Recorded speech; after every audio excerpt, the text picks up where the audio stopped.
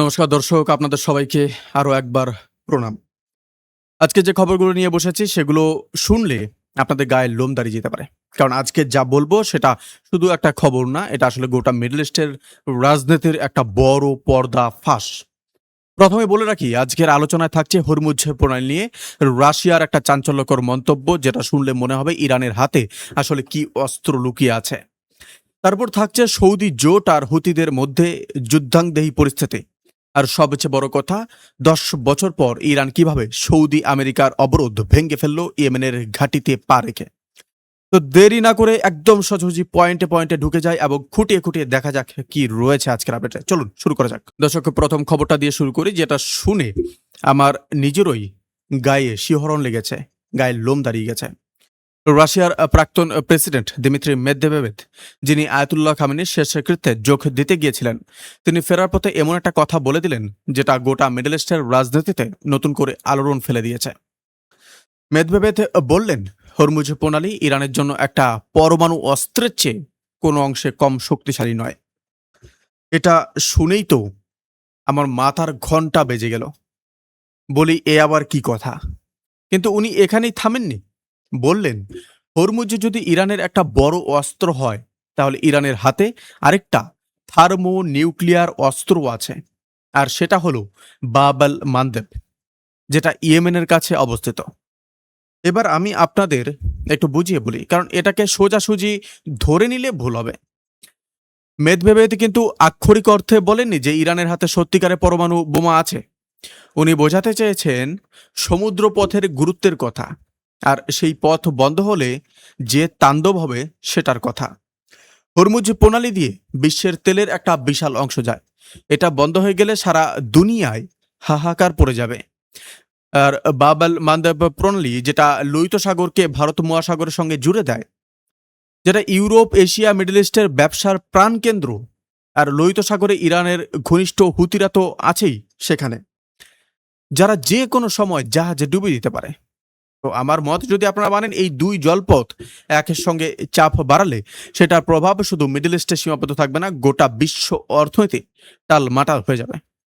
আমি ব্যক্তিগতভাবে মনে করি রাশিয়া এখানে একটা স্পষ্ট বার্তা দিচ্ছে, শুধু ইরানকে না, আমেরিকাকেও। বার্তাটা হলো, এবার আলোচনার টেবিলে বসে সমাধান করো, নতুন করে যুদ্ধ শুরু করো না। কারণ যদি বাব আল মান্দেব বন্ধ হয়ে যায়, তাহলে হরমুজের যা কাণ্ড হবে তার দ্বিগুণ কাণ্ড হবে বাব আল মান্দেব প্রণালীতে। আর তাতে গোটা বিশ্ব অর্থনীতি একেবারে ধ্বংসের মুখে চলে যাবে। আর ইরানকেও একটা ইশারা দেওয়া হচ্ছে বলেই আমার মনে হচ্ছে, যে তোমাদের আসল শক্তি মিসাইল না, এই সমুদ্র পথগুলোই আসল তুরুপের তাস, সেটা বুদ্ধি করে কাজে লাগাও। কখনো কখনো যেটা বলা হয় তার মধ্যেই লুকিয়ে থাকে যেটা বলা হয় না। আর এখানেই ঠিক সেটাই হচ্ছে। রাশিয়া ইরানকে ইঙ্গিত দিচ্ছে যে তোমাদের আসল পরমাণু অস্ত্রই এই সমুদ্র পথগুলো। দর্শক, এবার আসি দ্বিতীয় খবরে, যেটা সরাসরি ইয়েমেন থেকে। এখানে দুটো বড় ঘটনা ঘটেছে। একটা হচ্ছে সৌদি জোট আর হুতিদের মধ্যে যুদ্ধের হুমকি, আরেকটা হচ্ছে ইরানের এমন একটা পদক্ষেপ যেটাকে সৌদি আরবের জন্য একটা বড় ধাক্কা বলে মনে করা হচ্ছে। প্রথমে সৌদি জোটের কথাগুলি বলি। সকাল পর্যন্ত হুতিরা সৌদি আরবকে হুমকি দিচ্ছিল, কিন্তু এখন সৌদি জোটের তরফ থেকেও সরাসরি জবাব চলে এসেছে। সৌদি আরবের নেতৃত্বাধীন সামরিক জোট হুতিদের সাফ জানিয়ে দিয়েছে, যদি তাদের মানুষজন, গুরুত্বপূর্ণ ঘাঁটি বা ইয়েমেনের বৈধ সরকারের এলাকা টার্গেট করার চেষ্টা করা হয়, তাহলে এমন জবাব দেওয়া হবে যা আগে কখনো দেখা যায়নি। এখানে একটা জিনিস স্পষ্ট করে নেওয়া দরকার, যাতে আপনাদের কনফিউশন না থাকে। ইয়েমেনে আজ দুটো আলাদা সরকার আছে। একটা হলো সেই সরকার যাকে গোটা বিশ্ব আর জাতিসংঘ স্বীকৃতি দেয়, যার কেন্দ্র আদেন শহর, আর যাকে সৌদি আরব ও তার মিত্র দেশগুলো সমর্থন করে। আর অন্যদিকে আছে হুতিদের সরকার, যারা গৃহযুদ্ধের সময় দেশের একটা বড় অংশের নিয়ন্ত্রণ নিয়ে সানাকে নিজেদের কেন্দ্র বানিয়েছে। কিন্তু হুতিদের এই সরকারকে ইরান ছাড়া বিশ্বের আর কোনো দেশ আনুষ্ঠানিকভাবে স্বীকৃতি দেয়নি। এই কারণেই যেটাকে ওপর সৌদি আরবের বনাম হুতি লড়াই মনে হয়, তার পেছনে আসলে চলছে ইরান বনাম সৌদি আরবের একটা বড় প্রক্সি যুদ্ধ। তবে বলা হয় সৌদি বনাম হুতি লড়াই, যার ময়দান হয়ে দাঁড়িয়েছে ইয়েমেন। আমি সবসময় বলি, যখনই দেখবেন একটা ছোট দেশে বড় শক্তিগুলো নিজেদের স্বার্থ হাসিলের খেলা খেলছে, বুঝে নেবেন আসল লড়াইটা অন্য জায়গায়। এই হুমকি পাল্টা হুমকির পেছনে একটা কারণও আছে। কিছু ঘন্টা আগেই হুতিদের সামরিক মুখপাত্র ইয়াহিয়া সারি অভিযোগ করেছিলেন যে সৌদি আরবের ফাইটার জেট ইরানের একটা সিভিলিয়ান বিমানকে সানা বিমানবন্দরে নামতে বাধা দেওয়ার চেষ্টা করেছে। সৌদি জোটের ধারণা, এই ধরনের বিমান দিয়ে ইরান থেকে হুতিদের কাছে অস্ত্র পাঠানো হয়, তাই তারা এটা আটকাতে চেয়েছিল। এরপরেই হুতিরা সৌদি আরবকে হুমকি দেয়, আর সৌদি জোটও পাল্টা করা জবাব দিয়ে দেয়। তো এখন প্রশ্ন হচ্ছে, এটা শুধুই বলতে পারেন যে বাড়াবাড়ি, নাকি সত্যিই আবার একটা বড় সংঘর্ষ শুরু হতে চলেছে? সেটা সময় বলবে। কিন্তু আমার মনে হয় যেভাবে দুপক্ষই হুমকি দিয়ে চলেছে, তাতে পরিস্থিতি যে কোনো সময় হাতের বাইরে চলে যেতে পারে। কারণ পেছন থেকে আমেরিকার ইসরায়েল তো কলকাঠি নাড়ছে, তো সৌদি সেখানে কিভাবে পরবর্তী পদক্ষেপ নেয় সেটাও দেখার বিষয়। তবে যদি হয় তাহলে একটা বড় খেলা ঘটতে চলেছে। দর্শক, এবার আসি সবচেয়ে গুরুত্বপূর্ণ অংশে, যেটা শুনে আমি সত্যি গর্বিত বোধ করছি। কারণ ইরান এমন একটা কাজ করে দেখেছে যেটা সৌদি আরবের জন্য একটা বিরাট মুখের মতো চর। হুতিদের সমর্থকরা দাবি করছে প্রায় 10 বছর পর ইরান সানা বিমানবন্দরে নিজেদের সিভিলিয়ান বিমান নামিয়ে আমেরিকা আর সৌদি আরবের অবরোধ ভেঙে দিয়েছে।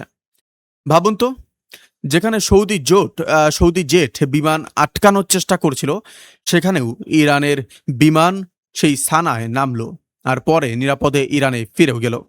এরপর থেকে হুতি নিয়ন্ত্রিত এলাকায় সোশ্যাল মিডিয়ায় একটাই কথা ঘুরছে, ইতিহাস মনে রাখবেন, যখন আমেরিকা, সৌদি আরব আর তাদের সহযোগী মুসলিম দেশগুলো ইয়েমেনকে অবরুদ্ধ করে রেখেছিল, তখন ইরানই প্রথম দেশ যে সেই অবরোধ ভেঙেছিল। ইয়েমেনের রীতিমতো এই মুহূর্তটাকে উৎসব হিসেবে পালন করা হয়েছে।